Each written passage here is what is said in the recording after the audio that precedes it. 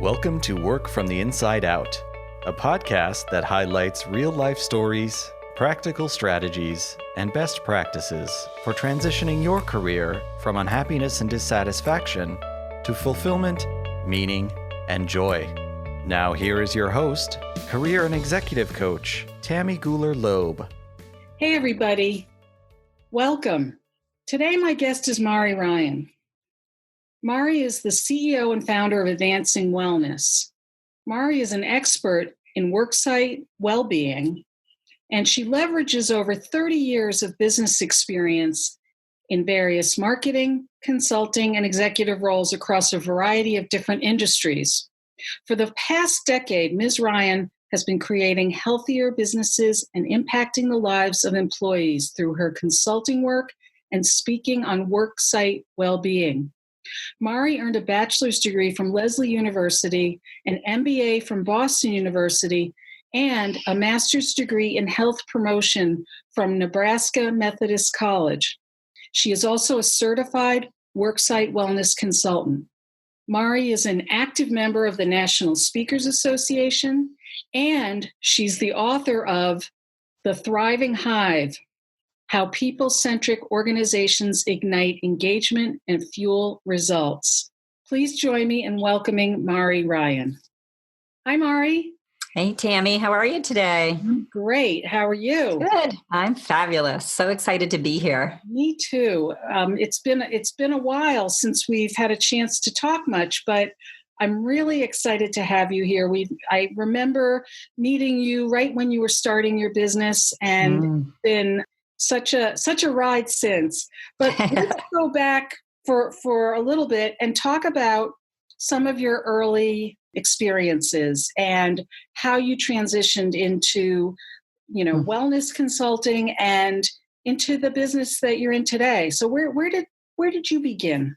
Well, it's interesting that I've spent my entire career in business, and that was literally starting from the time I was 19 years old. And just to be able to put that in context, most people think, well, when you're 19, you would be in college. Well, for most 19-year-olds, perhaps, but I found that college wasn't quite what was right for me at that moment, and I went to work.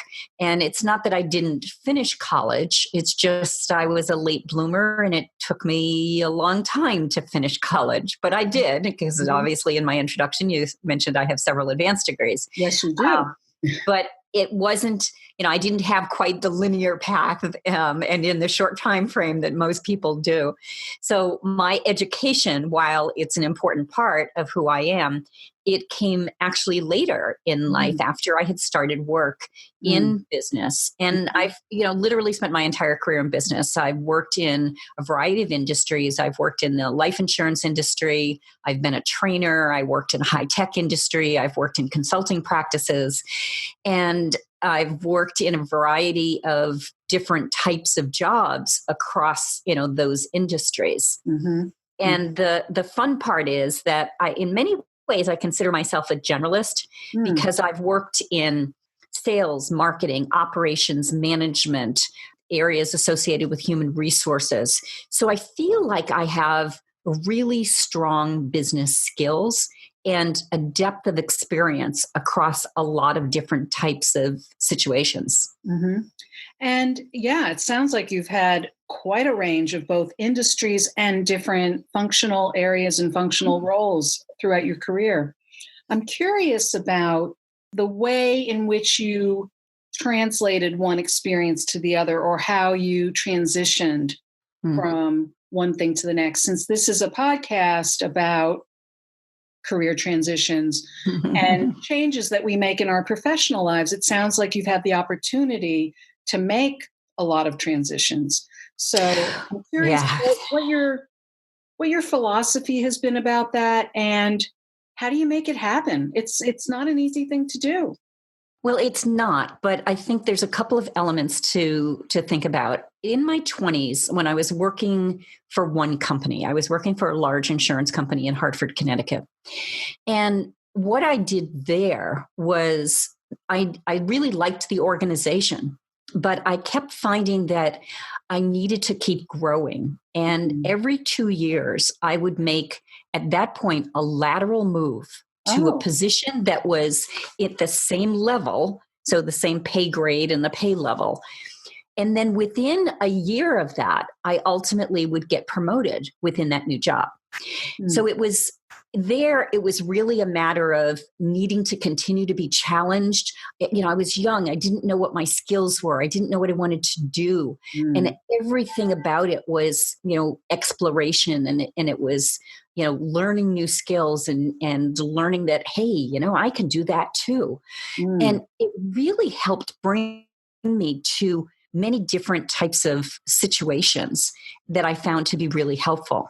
The last of those was that I went from working in a functional department and I moved into the corporate training department. Now, I was 26 or 27 years old. I didn't have a college degree. I was the only person in the corporate training department that didn't have a college degree.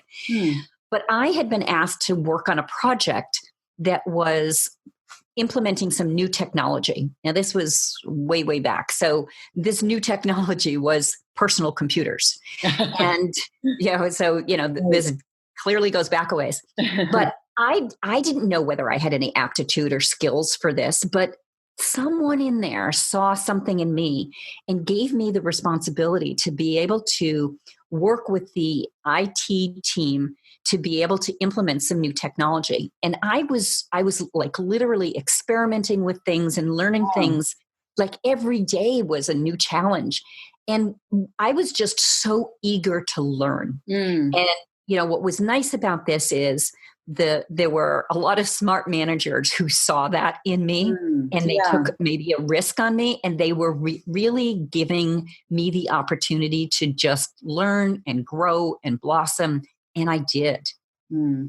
Wow. I was just thinking as you were talking about that project where you were, invited into this project where you really didn't have the actual content knowledge, and yet somebody saw something in you. Yeah, they saw your eagerness to learn, that you, I assume, had an excellent work ethic, and they saw, your intelligence and your energy, and gave you a chance. So how, kudos to the manager who was insightful enough to put you in a spot that was going to be not only good for the company, but obviously very good for you. And it sounds like a number of the experiences you had even prior to that were, that the thing that seems like it pulled you through all these different moves was your eagerness to learn. Or, absolutely, as I say, a yearning for learning. Yes. I would say that is absolutely one of my hallmarks. And this is something I think anyone who really is, looking to be able to expand their skill sets, really to be able to show that eagerness to really learn. I think that is just so core. Obviously it was helpful for me because it kept rewarding me in many ways with more challenging work and, additional responsibilities over time. So it was really wonderful. Yeah, I think that, and especially, here you were someone who didn't have a 4-year degree, and you were surrounded by other people who did. And clearly your employer was able to, look beyond that one credential and see what you had to bring to the table. That's exactly.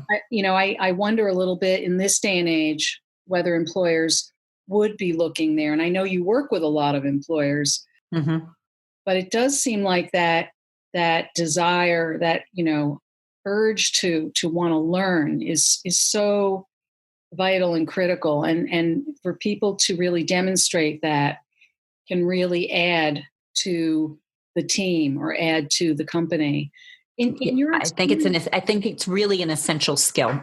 Yeah.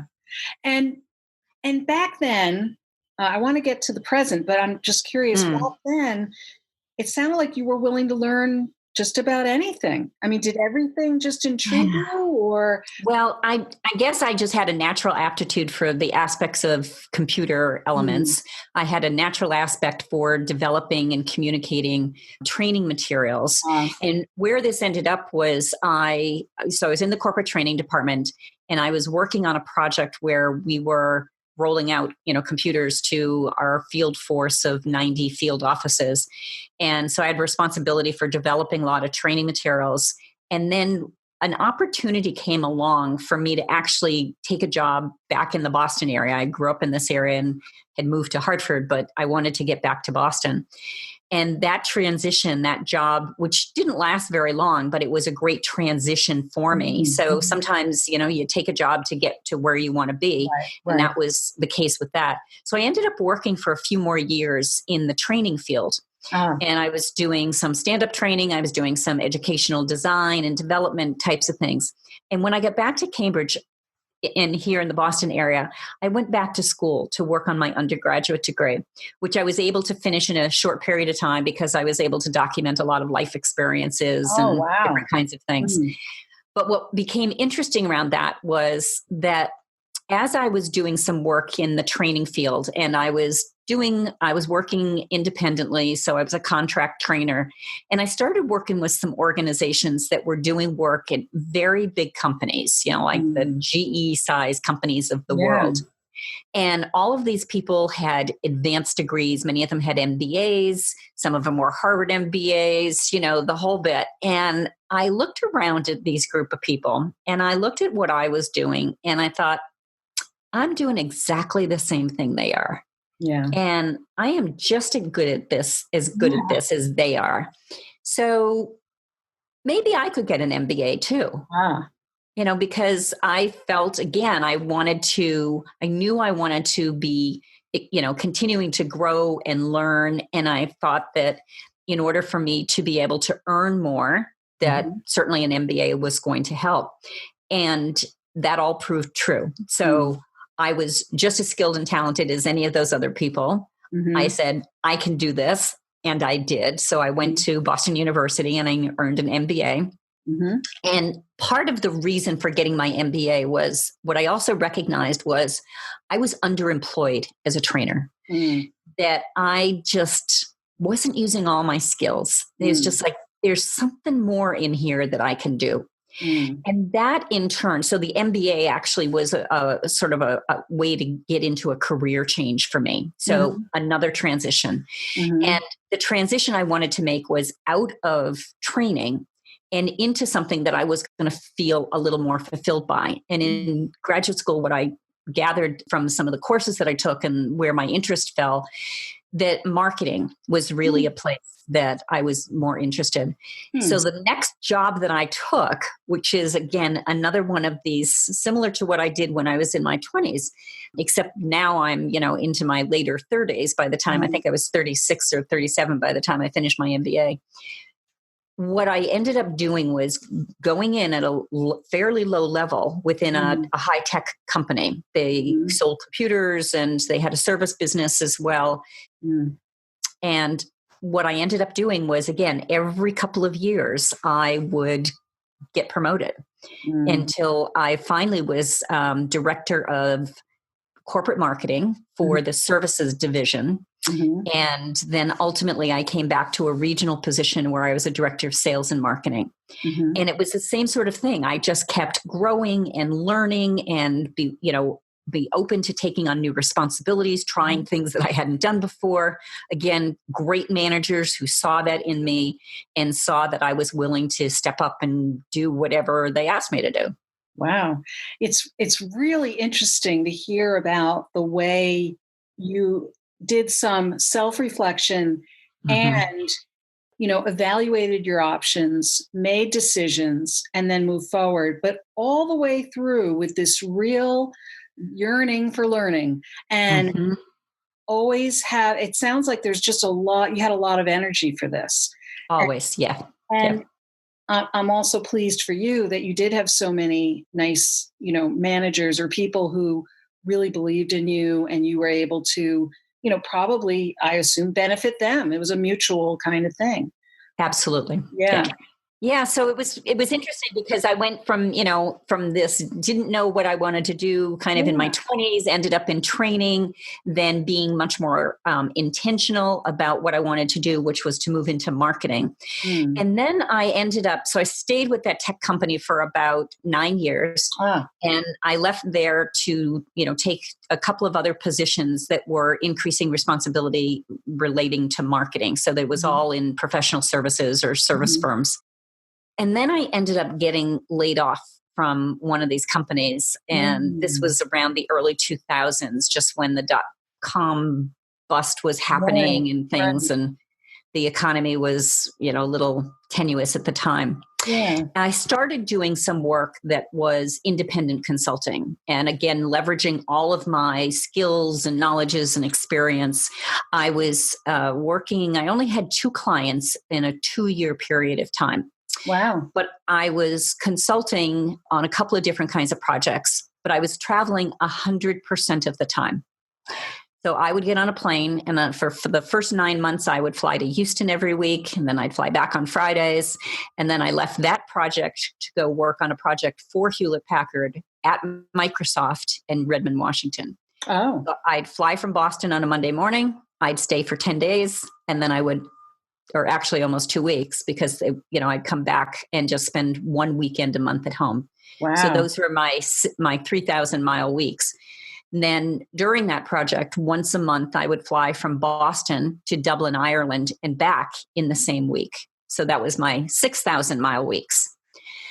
I still have frequent flyer miles, believe me. Yeah, I'm probably never going to run out of those. But this living on the road 100% of the time, the work was interesting, but, I had no life. Somebody else I had a housemate living in my house, so it wasn't empty. My dog had died 6 months before. My friends never knew when I was going to be around. And I recognized that this life sucks. This is not what I want to do with my life. Right, right. And after I finished the project at Microsoft, I knew I was going to have a couple of months break. The way that it worked with HP contractors, you had to have some time off between projects, which perfectly worked out because it was summertime in New England. Mm. But as I was reflecting on what that experience was, I decided that I needed to do something different. Wow. So I hired a life coach, and we went through a series of processes, one of which helped me understand how it is that I get my jobs. Oh. And it was a really meaningful process because we went back to literally the first job I ever had as a day camp counselor when I was 13 years old or something like that. Yeah. And there was this pattern that emerged over time. Now, with a few exceptions, there was a couple of jobs that I got, from the newspaper or, whatever. But for the most part, the way that I got my jobs was because people knew who I was. Mm-hmm. It became clear that my role is just to make sure that I'm meeting as many people as I can. And in the reflection process of this, of understanding, what I'm good at, how do I get my jobs, and all of this, it took me actually a couple of years. It took close to 3 years for me to be able to figure out what it is that's really meaningful for me right now at this point in my life. Mm-hmm. And that coaching experience was the most valuable. I tell you, I just can't say enough about how important that coaching experience was in helping me make that transition. Yeah. So the coaching was helpful in giving you a chance to reflect and look back and look at some of those patterns. And then once you got clearer about where you wanted to go, and you're saying this took a few years to really kind of get that in your bones, then that person was also able to work with you on actually taking the steps you needed to take to make that transition. Is that right? He was there to support me and has been for 15 years. Yeah, it was just every step of the way. The support was there, the encouragement when I was experimenting and trying things, bouncing ideas, and just all of the support you need whenever you're making a transition. Yeah. Yeah. And yet you had done a lot of experimenting in earlier years, but what you discovered was that you had, in almost every case, not all, but almost every case, you knew somebody who already knew you. And so there was that relationship there that made the difference, probably, in terms of you getting from A to B to C. Exactly. Right? And so you reached a point where you were also a consultant, so you weren't really on a particular team per se, or an employee of an organization in that way. And you didn't have the kinds of connections at that point, like in-house connections, I guess you could say, right? Right. So you took a couple of months, you started working with a coach, and you said it was a few years before you kind of really landed solidly in your next spot, it sounds like. Right. What happened during those few years as you were processing and exploring? Well, I did another project for Hewlett-Packard, one that I didn't have to travel for. Oh, okay. And then I ended up continuing doing some work that was mostly project management type of things. And then I continued to do some work in the marketing area. And that's when I think I really began to get much more focused around the idea of, well, let me tell you how the transition solidified. I had been looking at health-related areas, but I'm a business person and I didn't have any experience in the health-related field. I love to walk, but I didn't think anybody was going to pay me to walk for a living. So that wasn't necessarily going to work.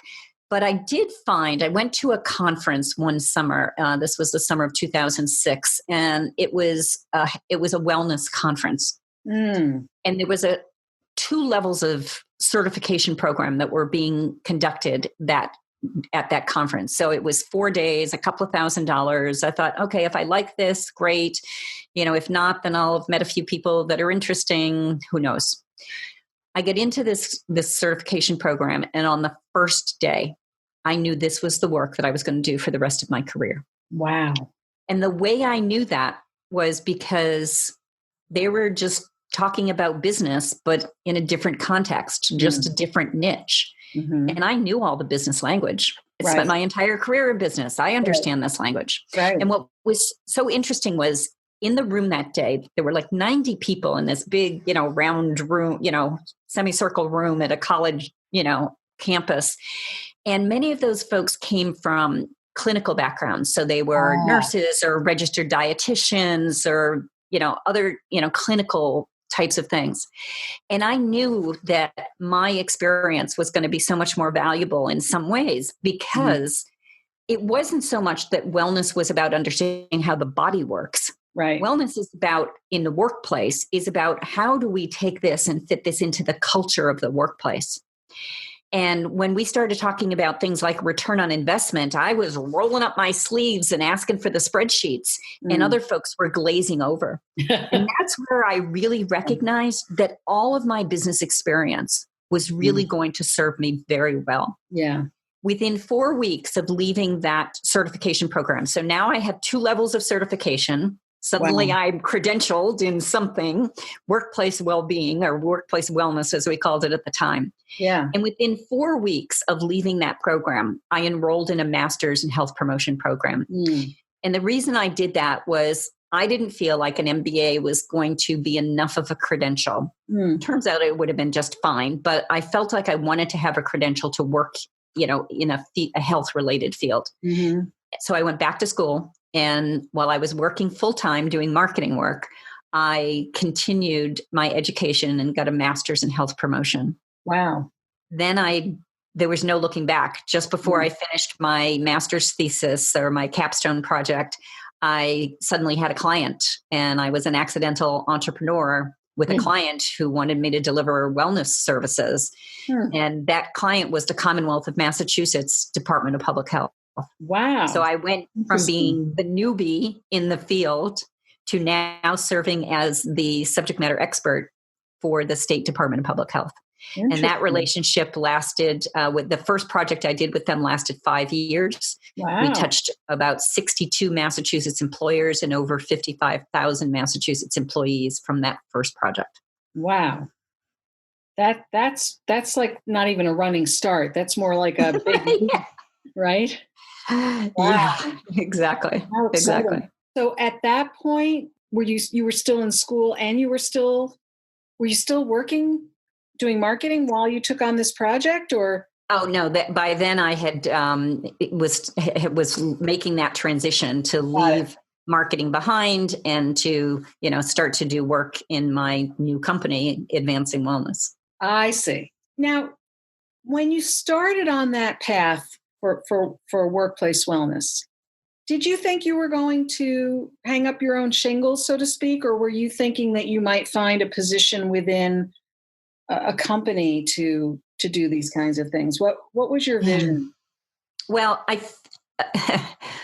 I'd love to say that I had a really clear intention at that point in time, but I'm not sure that I did. Okay, but that's helpful for people to hear. Yeah. You know what I mean? That you don't always have a clear vision, and yet sometimes something crosses our path or an opportunity comes up, and if we're paying attention, we might step into something that could really be a huge pivot point, which is sort of what happened for you, I think. Well, in many ways it was, because I was contemplating, as I was finishing my degree in health promotion and feeling like now, I have these 2 certifications. I know a whole lot more. It's 2 years later. Yeah. I'm starting to feel like I really know what I'm talking about.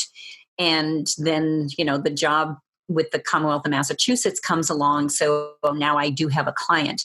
And at the same time, the consulting work I had been doing with a particular firm around the marketing was, leveling off and stopping. So I thought, I've always had an entrepreneurial bent. I've worked as an independent consultant. This wasn't something I wasn't familiar with. Right. And I thought, well, I've got one client, there's bound to be more. But had I really been paying attention, I would have looked around and seen that the economy was tanking and we were heading into a recession. And it was going to probably be a little hard to convince organizations that they really ought to be spending money on employee wellness when they're maybe having trouble keeping the doors open. Right. Right. So it was challenge. It was, to say that it was challenging is an understatement. I think I earned $10,000 the first year I started my business in the midst of this recession in 2008 into 2009. Right. But I persevered. Yeah. And we're still here. And I'm now a recognized expert in my field and, have gone on to write and speak and, be able to establish that indeed, I'm a credible expert. Yeah, I would say so. Yes. But I love your story. And, there's something else that I talk to my clients about regularly, or anyone who will listen, let's say. And that is that I think we live in a time, I don't think this was necessarily true in our parents' generation, but I think we live in a time when if we don't think about our careers in an entrepreneurial manner, I think we're taking some big risks. If we just lean on a company to be our safe spot, our employer, rather than thinking about our career and navigating it in a way that both, meets our most practical needs, but also hopefully provides some degree of fulfillment and meaning and satisfaction. Of course, I'm all about that. I want everybody to love what they're doing. Right. I love your story because it sounds like all the decisions you made along the way, even though you knew people and they knew you and they made offers to you, you still had to step into each step. You had to step into those things and think a little out of the box, a little creatively as you made some lateral moves, let's say, in a larger company, and got yourself into positions where you didn't even know what you were doing sometimes, and yet you were willing to dive in and learn and roll up your sleeves. To me, that's kind of an entrepreneurial path that you've been on the whole time. You now happen to be an entrepreneur. You own your own company. Exactly. But it sounds like there has been this sort of entrepreneurial thread through everything you've done. I mean, you started off too without a degree. A lot of people would start in a business setting, would have a degree. Whether or not that degree really helped them in the workplace or not, who knows, right? And especially in this day and age, we wonder about that sometimes. But at the same time, you didn't go about your career in the sort of cookie cutter way. Right. And yet you made a lot of what sounds like very strategic and practical decisions as you went forward. And I think that's very instructive for people to hear that, yeah, you took some risks, but it sounded like more often than not, they were fairly calculated risks. You weren't, packing up your bags, putting your stuff away and buying a one-way ticket somewhere. I actually did do that myself when I was 25. So, but it's very instructive and very helpful. What do you think about the kinds of transitions people can make today? And, what would be some of the best pages out of your book? And we should also talk about your book, actually. Oh, thank you.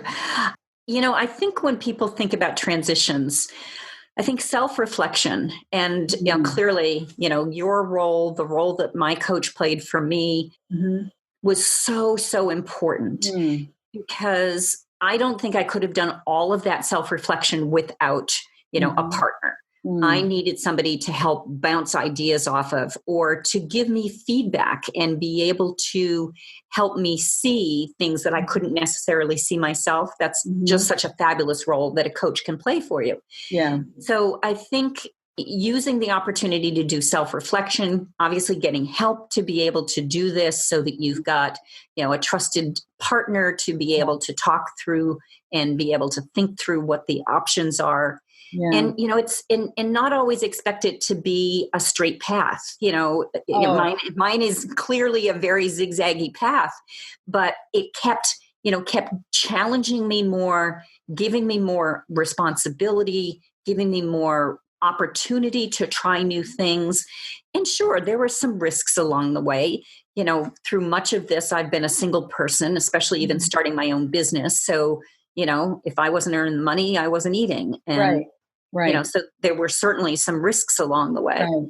But understanding your tolerance for risk, I think, is one aspect of this. Yeah. Knowing what's going to be a comfort level. If you've never gone without getting a paycheck every 2 weeks, then, packing up and buying a one-way ticket to someplace and knowing that you're not going to have a paycheck for who knows how long may not be the comfort level. And I have to, still say that you learn to live in whatever you craft in terms of those circumstances, but you have to understand, what your comfort level is going to be and how comfortable you can be in those situations. Right. And I think what you're also pointing to, and you, by your own example, is that even when you did take a risk, you did weigh out some of the information that was in front of you. You weren't just, it wasn't a knee jerk or kind of impulsive. I think when people think about taking risks, they make up a story in their head about some kind of impulsivity or something. And I think that most of the people that I'm talking to throughout this podcast have pointed to, yes, they've taken some risks, but they've taken the risks with their eyes wide open. They've considered a variety of options, knowing that something else might possibly show up that they weren't expecting. But isn't life like that anyway? Right. Exactly. Right. And, right. And I applaud you for also pointing out that you did a lot of this as a single person, because I think that some people will, and I've actually gotten some feedback about this from somebody who suggested that, well, if you have a life partner, a spouse, or a trust fund or whatever, sure, you can take all kinds of risks. And I would say, I know lots of people who have the resources to back them up and still don't take the risks and would choose to be unhappy instead, because for them, that is a comfort zone. So, I think it's a very important point how you've created a lot of this yourself. Yeah. And yet, even though it hasn't been a straight line, it does feel like there's this sort of thread that you've always held on to each step of the way. This thread of kind of an entrepreneurial spirit and a spirit of really being a lifelong learner and somebody who really enjoys taking on new information, new challenges, figuring things out. And here you are now today. Tell us a little bit more about what your business really does do, how you work with your clients, and about this book that came out in the last year. Want to hear more about that? Well, the work of Advancing Wellness, which is my company, is focused on helping create healthy workplaces where employees can thrive. And we do that by fundamentally doing workplace well-being strategy. So we work with clients to be able to help them look at all the resources and the elements that they have within their workplace and how those resources can be brought to bear to support the well-being of their workforce. And last year, I took some time to write a book. It's called The Thriving Hive, How People-Centric Workplaces Ignite Engagement and Fuel Results. I love that title. It's a fun book. It's a business parable. It's set in 2 beehives, and it's a fun, quick read. It's available on Amazon in ebook, paperback, and on Audible as well. And on Audible, it's just about 3 hours, so it's a quick read. Yeah, and we will have all the links and information, how people can reach you, how they can get their hands or their eyes or their ears on your book. That will all be in our show notes. I am curious about when you get a new client, what is it, how do they describe to you what they're concerned about and what they're looking for help with, or what are they trying to address more specifically? Well, it's interesting. I'm actually headed this afternoon to a meeting and an ongoing series of meetings with a client that's a local hospital system. And this is actually the second time we've worked together. 6 years ago, when we started working together, they were concerned about healthcare costs increasing. And at that time, they had, about 3,000, a little over 3,000 employees. Now they have over 4,000 employees. And now the topic is not so much about healthcare costs, because actually through the work that we've done together and what they've done in the past 5 years, they have kept their healthcare costs pretty flat, even while their workforce has been growing. Right now, what they're really concerned about is employee engagement. So most businesses understand that it can be difficult to hire, getting the right people on the bus to be able to come to work in your organization. You have to be really demonstrating that it's a workplace where they're going to be challenged and they're going to be fulfilled and that's going to look after their well-being. Once you get them there, you need to engage them so that they stay and keeping people from leaving, because again, with the low unemployment, people have plenty of opportunities to look around for jobs, which many people are looking for jobs, but half the workforce is probably looking for jobs right about now.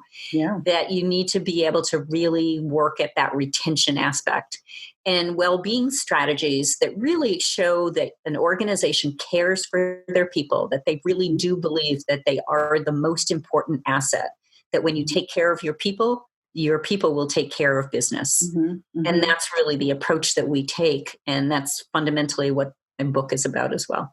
That's very helpful to hear, because I think when you first think of wellness in the workplace, I have this image of, and I'm sure this is part of what you do, where you're doing, teaching people how to meditate and manage their stress. But it sounds like you're really working at many, many different levels and from different vantage points with your clients in terms of trying to create a healthier, happier workforce and corporate or company culture. Exactly right. Yeah. That's exactly what it is. Yeah. That's great. I'm all for it. That's great. Well, and, I'm sure that this must come up in your conversations with your clients. When you ask them what they're looking for, it's not just, what's the work of the job, but, culture and the cultural fit within an organization are huge aspecps. Oh, I think they're bigger than anything else. Yeah. I think how much work-life balance am I going to have? Is this job going to be something where I'm, never going to be able to see my family? Right. All of that comes into play. Right. Do I feel valued? Exactly. Are we playing well in the sandbox on our team or in our company? Yes. All of these things. How engaged do I feel by my employer? Do they care whether I come or go? These are the things that I think more often than not are what creates those revolving doors in some companies, more so than what somebody's skill set is, what their educational background is, what they've been prepared to do in the workplace. It's really more about how do you be in the workplace? How do you be with each other?